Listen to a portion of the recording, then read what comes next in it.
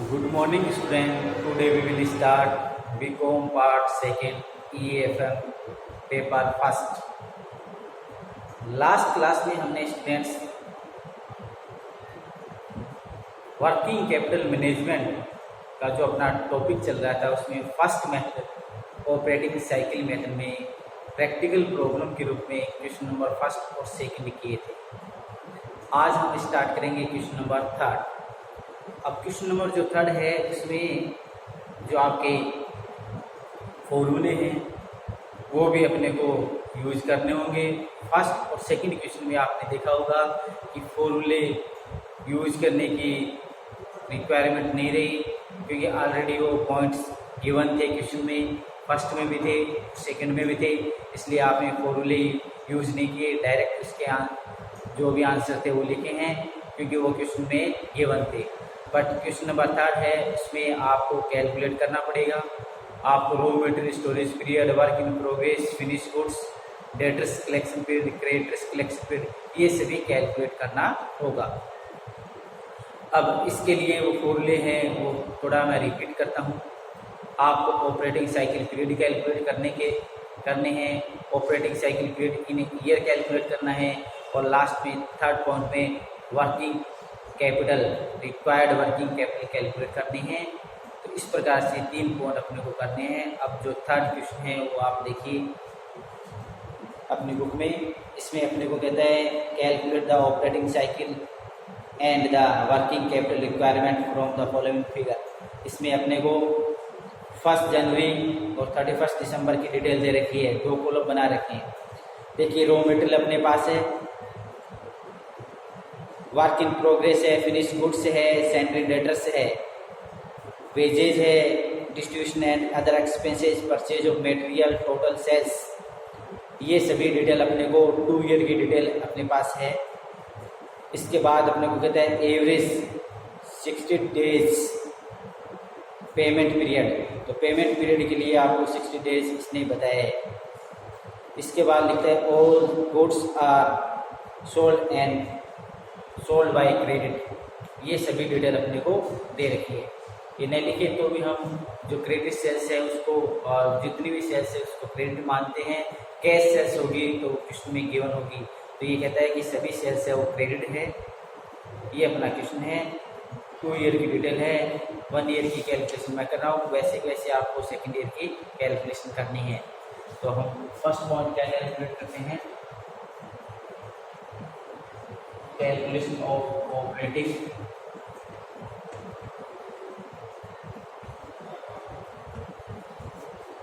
Operating cycle period.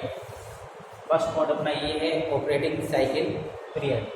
अब operating cycle period में first आप क्या करते हो, रॉ मटेरियल स्टोरेज पीरियड। तो यहाँ से स्टार्ट करते हैं, रॉ मटेरियल स्टोरेज पीरियड। अब रॉ मटेरियल स्टोरेज पीरियड है,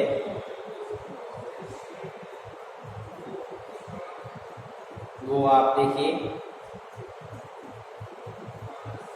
इसका फॉर्मूला क्या होता है, एवरेज रॉ मटेरियल डिवाइड में मटेरियल कंजप्शन इनटू 365। अब 365 में यहाँ 360 दे रखा है, इसलिए 360 लिखते हैं। अब अपने पास जो डिटेल है वो देखते हैं। Average stock of raw material अपने को दे रखा है 20,000, ये 20,000 लिखते हैं। डिवाइड में मटेरियल कंजप्शन है 96,000, ये लिखते हैं। डेज इन ईयर 365, ये दिया हुआ है। इसके बाद अपने को इसकी कैलकुलेशन करनी है।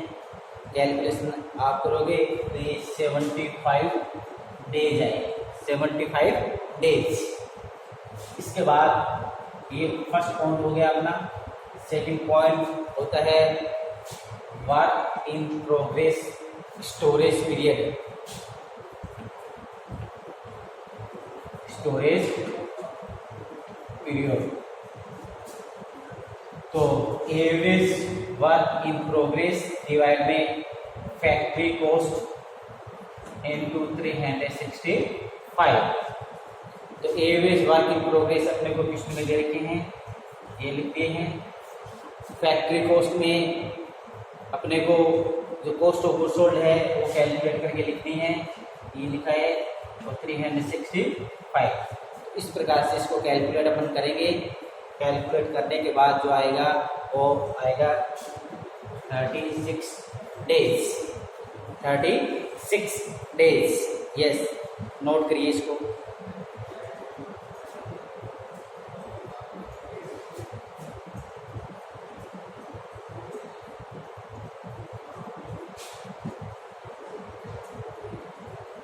देखिए इसमें मटेरियल कंजप्शन कैसे आए हैं, raw material purchase, opening stock और क्लोजिंग स्टॉक लेस करना है, ठीक है। ऐसे है, रॉ मटेरियल जो परचेज किया है वो, जो रॉ मटेरियल दे रखा है ओपनिंग वो, क्लोजिंग लेस किया है, मटेरियल कंजप्शन आया है। ये जो है फैक्ट्री कॉस्ट, ये कॉस्ट ऑफ गुड्स सोल्ड है वो की है, ठीक है, कॉस्ट ऑफ गुड्स सोल्ड। तो ये आपने नोट कर लिया है, तो आप आगे स्टार्ट करते हैं। आपको पता है कितने पॉइंट होते हैं, 5 पॉइंट है, तो अपन 2 पॉइंट किए, थर्ड पॉइंट करते हैं। इसी में finish goods storage period,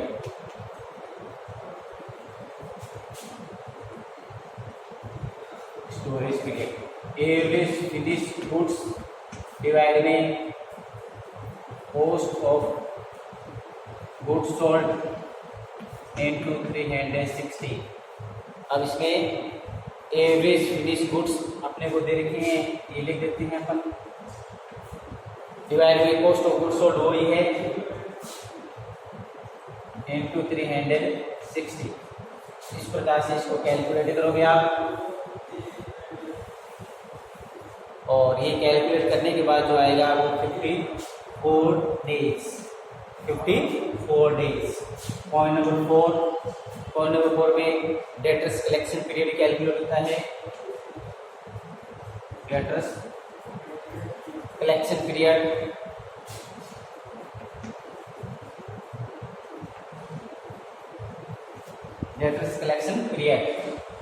average debtors divide में नेट क्रेडिट सेल्स इनटू 360, ठीक है। ये फॉर्मूले आपको याद होने चाहिए।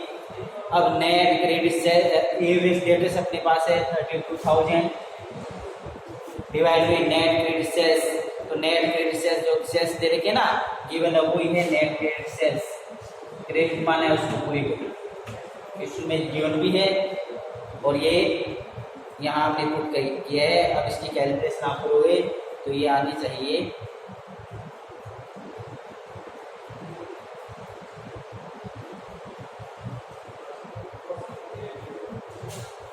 72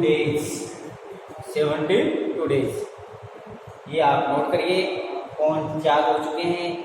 अब चारों पॉइंट का आपको क्या करना है, टोटल करना है। उसके बाद लास्ट पॉइंट है point number 5, creditors payment period वो लेस करना है। यस, नोट करिए इतना।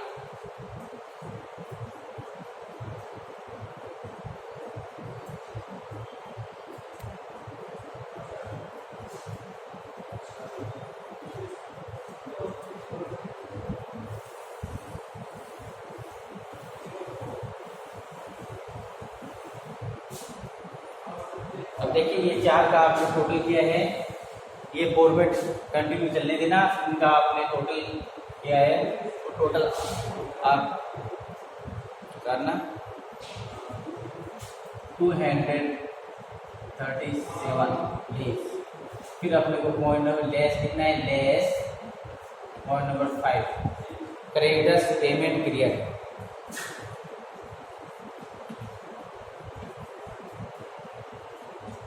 Payment period average creditors divide में नेट क्रेडिट परचेज इनटू 360। तो एवरेज क्रेडिटर्स अपने पास है वो यहाँ लिखेंगे। इसके बाद परचेज है 96,000 इंटू 360। अब इसको कैलकुलेट करते हैं और यहाँ लिख देते हैं 60 डेज। अब ये इसमें से क्या करेंगे, लेस कर देंगे और लेस करने के बाद 177 ये ऑपरेटिंग पीरियड आ फर्स्ट पॉइंट कंप्लीट है 177 डेज। तो ये ऑपरेटिंग पीरियड कैलकुलेट किए हैं, फर्स्ट पॉइंट कैलकुलेट किया है। इसके बाद आप क्या करोगे, operating period in a year calculate करोगे, operating period in a year. और इसके बाद आप क्या करोगे, required working capital, required working capital. इतना नोट करिए। इसके बाद आगे मैं बोल रहा हूँ वैसे वैसे आप लिखते जाना। फर्स्ट पॉइंट आपको सबको पता है कि इसमें 5 पॉइंट होते हैं, raw material, work in progress, finish goods. इसके बाद डेटर्स होते हैं, ये 4 पॉइंट ऐड किए जाते हैं क्योंकि ये करंट एसेट्स है। इसके बाद करंट लायबिलिटीज लेस की जाती है। तो ये नोट करने के बाद आप पॉइंट नंबर सेकंड, ये फर्स्ट पॉइंट में आप सबको पता है सब पॉइंट होते हैं 5 वो लिखते हैं और अपनी ऑपरेटिंग पीरियड 177 डेज आ चुके हैं। अब पॉइंट नंबर सेकंड लिखिए, operating period in a year, operating period in a year equal में आप लिखते हो days in year divide by OP, operating period. पहले फॉर्मूला लिखिए, डेज इन ईयर डिवाइड में ओपी, ऑपरेटिंग पीरियड। ये काम करने के बाद वैल्यू पुट करते हैं। डेज इन ईयर में लिख दीजिए 360 डेज इन ईयर डिवाइड में ओपी, ऑपरेटिंग पीरियड अपने ये आए हैं 177 और ये कैलकुलेशन करने के बाद आपका जो आएगा रिजल्ट वो ये है 2.0338 2.0338 ये operating period in a year calculate हो चुका है। अब स्टूडेंट आप लास्ट पॉइंट करोगे, रिक्वायर्ड वर्किंग कैपिटल। और रिक्वायर्ड वर्किंग कैपिटल इक्वल क्या होता है, रिक्वायर्ड वर्किंग कैपिटल इक्वल होता है टोटल कॉस्ट डिवाइड में operating period in a year. तो टोटल कॉस्ट आपकी कॉस्ट ऑफ गुड्स सोल्ड है वो यूज कर लेना। टोटल कॉस्ट में क्या करोगे, cost of goods sold divide में ये कर देना operating period in a year. तो रिक्वायर्ड वर्किंग कैपिटल आ जाएगी, ये आपका आंसर होगा।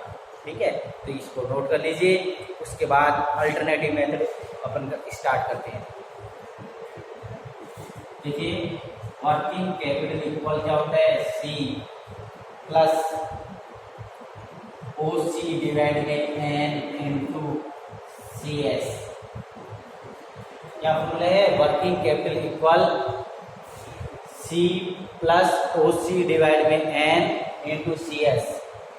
तो यहाँ पर सी में क्या लिखते हो, ऑलवेज 0 इक्वल, सॉरी इक्वल क्या प्लस ओ सी में ये अभी हमने काउंट किए थे ये 177 डिवाइड में डेज इन ईयर 360 और इंटू सी एस का मतलब cost of goods sold 1,40,000।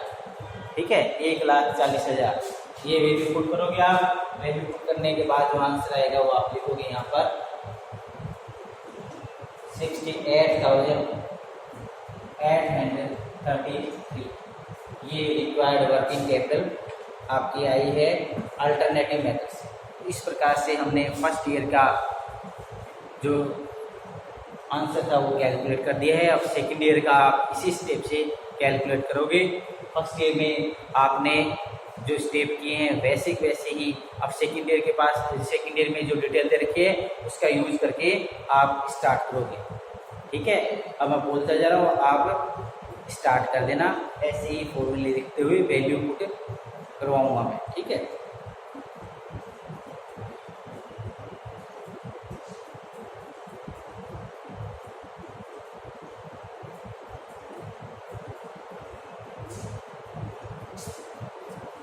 Yes start करिए।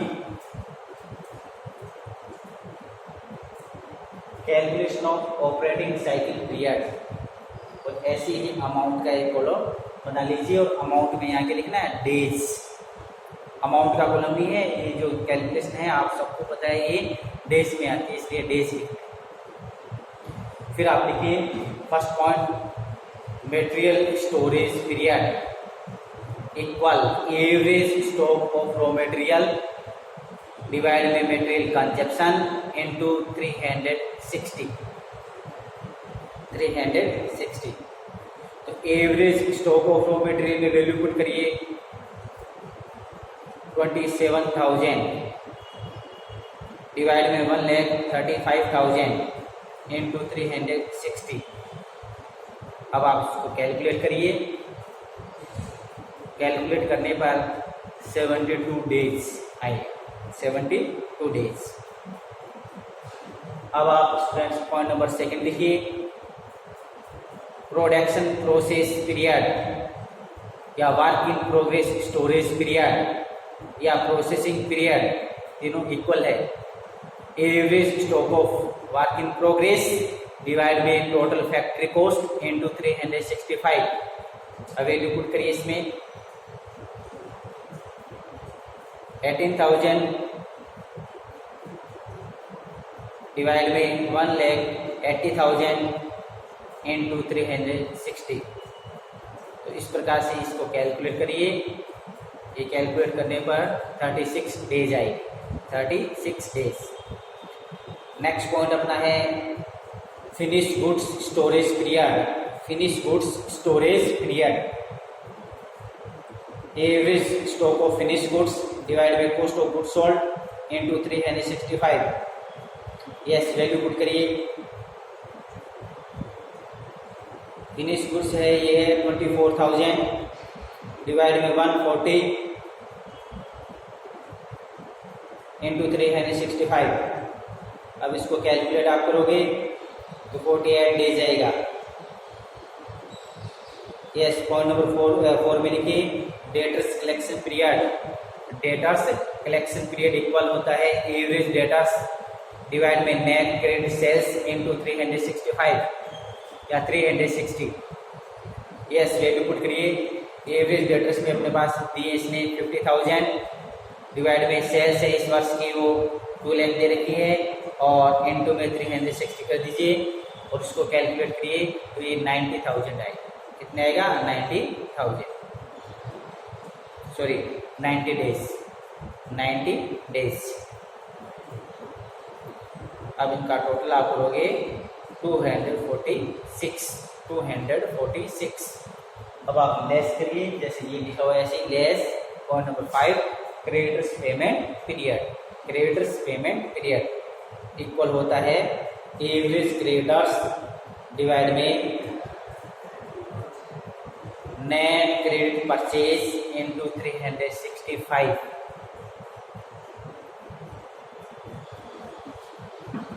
वैल्यू पुट की 18,000 डिवाइड में 135,000 इंटू 365। तो ये आएगा 48 डेज। इस प्रकार से इनका एड लेस करने के बाद जो ऑपरेटिंग पीरियड आएगा वो 198।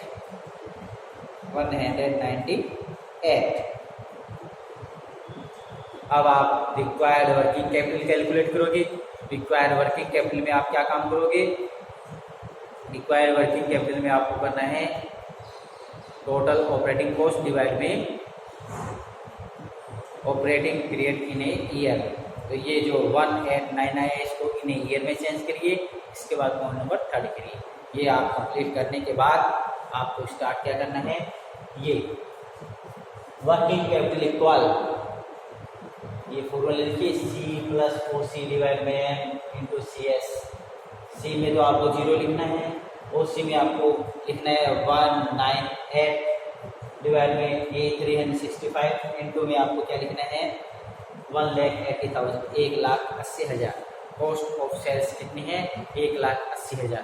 तो इस प्रकार से स्टूडेंट्स इसको भी आप कंप्लीट करना और अपना जो फर्स्ट मेथड है ऑपरेटिंग साइकिल मेथड ये फिनिश हो चुका है, कंप्लीट हो चुका है, क्योंकि इसमें फर्स्ट, सेकंड और थर्ड 3 जो क्वेश्चन थे स्टार्टिंग के, ये ऑपरेटिंग साइकिल मेथड के हैं। अब आगे के जो क्वेश्चन है क्वेश्चन नंबर 4 से, वो सभी सेकंड मेथड के हैं, current asset and current liabilities forecasting method.